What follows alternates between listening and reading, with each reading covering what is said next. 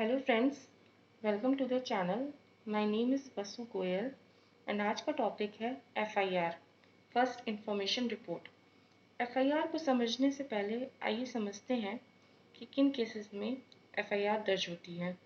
पहला है cognizable offence, अपराध होते हैं। दूसरा है नॉन कॉग्निजेबल ऑफेंस, जो कुछ कम संगीन नेचर के होते हैं। इसीलिए जो कॉग्निजेबल ऑफेंस के अपराध होते हैं उन्हीं में एफआईआर दर्ज होती है। आइए कॉग्निजेबल ऑफेंस की डेफिनेशन देख लेते हैं। Cognizable offence means an offence for which and cognizable case means a case in which a police officer may, in accordance with the first schedule or under any other law for the time being in force, arrest without warrant। संज्ञेय अपराध से आशय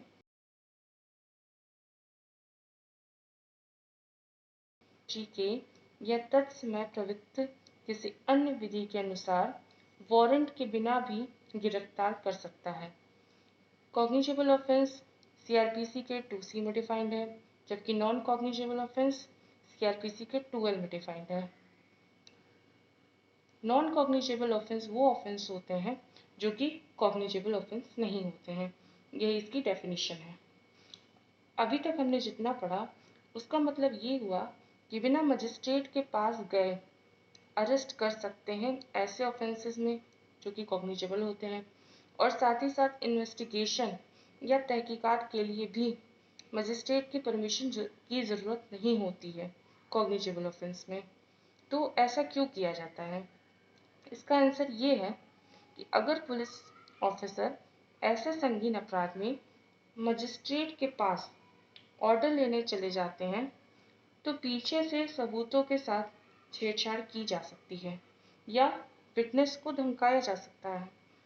आइए देखते हैं cognizable offence के example. पहला example है कॉजिंग डेथ बाय नेग्लिजेंस, यानी कि लापरवाही से मृत्यु हो, किडनैपिंग, और भी कई तरह के इसमें एग्जाम्पल हैं। कॉग्निजेबल ऑफेंस से रिलेटेड जो इंफॉर्मेशन आप पुलिस वाले को देते हैं उसे ही एफआईआर कहते हैं, जबकि नॉन कॉग्निजेबल ऑफेंस में एफआईआर दर्ज नहीं करा सकते हैं। जो आप इंफॉर्मेशन पुलिस को दोगे उसके बेसिस पर वो नॉन कॉग्निजेबल रिपोर्ट यानी कि एनसीआर तैयार करेगी। चूँकि इस तरह के अपराध संगीन नहीं होते हैं, उतने संगीन नहीं होते हैं, इसलिए पुलिस ऑफिसर को एनसीआर लेकर मजिस्ट्रेट के पास जाना होता है और परमिशन मांगनी होती है। पुलिस बिना मजिस्ट्रेट के ऑर्डर के ना तो तहकीकात शुरू कर सकती है और ना ही अरेस्ट कर सकती है। आइए इसका एग्जाम्पल देखते हैं, जैसे कि चीटिंग या ऐसे फूड मटेरियल सेल करना विच इज़ हार्मफुल एटसेट्रा, और भी कई तरह के एग्जाम्पल हैं। अब आप दोनों तरह की ऑफेंसेस समझ गए होंगे। कॉग्निजेबल,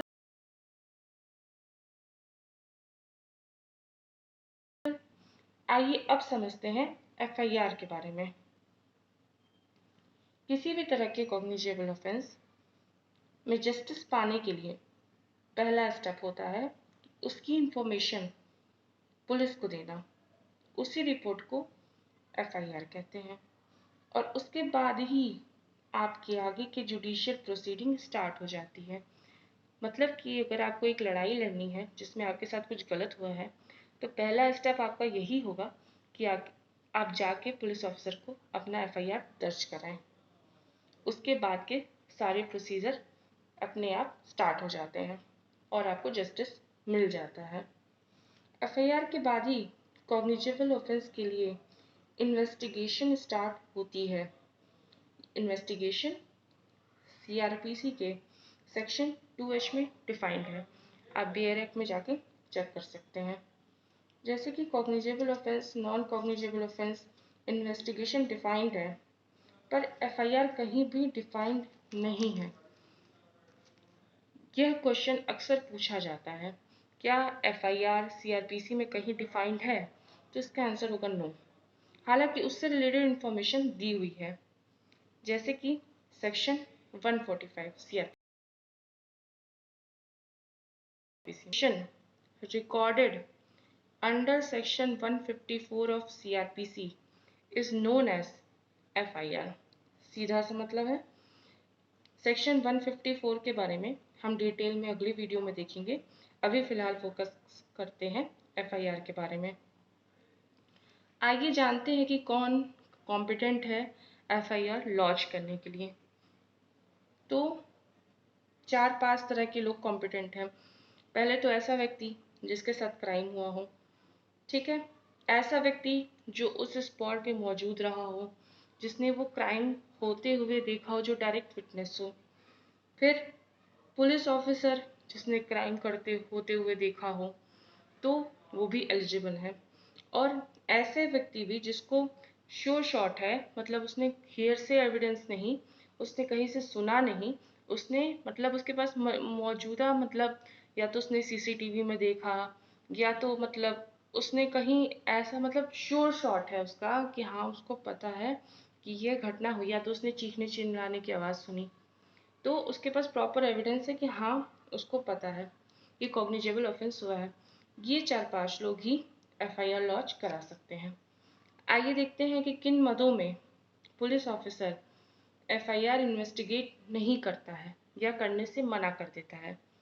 तो पहला पॉइंट है कि जब ऑफेंस लेस सीरियस नेचर का हो, कि मतलब FIR तो लॉन्च हो गई, लेकिन पुलिस ऑफिसर को पता चला कि ये सीरियस नेचर का नहीं है, ये कम सीरियस नेचर का है, इसलिए वो मना कर सकता है।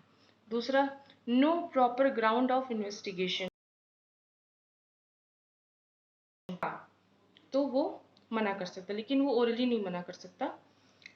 पुलिस ऑफिसर को एक रीज़न, पर्टिकुलर रीज़न देना पड़ेगा रिटर्न में कि वो क्यों इन्वेस्टिगेशन प्रोसीड नहीं कर रहा है, because it is his liability. तो उसको प्रॉपर रीज़न देना पड़ेगा कि वो क्यों नहीं कर रहा है ऐसा। आइए देखते हैं कि FIR में क्या क्या इन्फॉर्मेशन लगती है, उसके बारे में जान लेते हैं। तो 5 पॉइंट लिखे हैं मैंने, ये सारी इन्फॉर्मेशन FIR में यूज़ होती है। पहला, विक्टिम का नेम एंड एड्रेस, ठीक है, जो जिसने सफ़र किया है उसका नेम एंड एड्रेस। दूसरा, क्राइम कमिट होने का डेट, टाइम, लोकेशन, जहाँ पे क्या क्राइम कमिट हुआ है, जहाँ पे घटना हुई है, particular date, time, location. Time exact ना भी हो तो भी कोई दिक्कत नहीं है, लेकिन 4 जैसे कि उसके टाइम आसपास ही जैसे होना चाहिए। अब 5 बजे घटना हुई हो तो 3 बजे नहीं बता सकते, 4:30-5 बोल सकते हैं। इस तरह से एग्जैक्ट टाइम अगर नहीं भी पता हो तो एटलीस्ट लमसम टाइम बता सकते हैं। लोकेशन एग्जैक्ट होना चाहिए।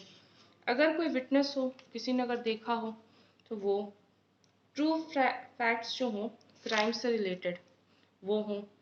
अगर नेम और फेस पता हो उस पर्सन का जो कि इसमें इन्वॉल्व हो, उसका लिख सकते हैं। तो आई होप आप लोगों को यह इन्फॉर्मेशन हेल्पफुल लगी हो। So do support and thank you.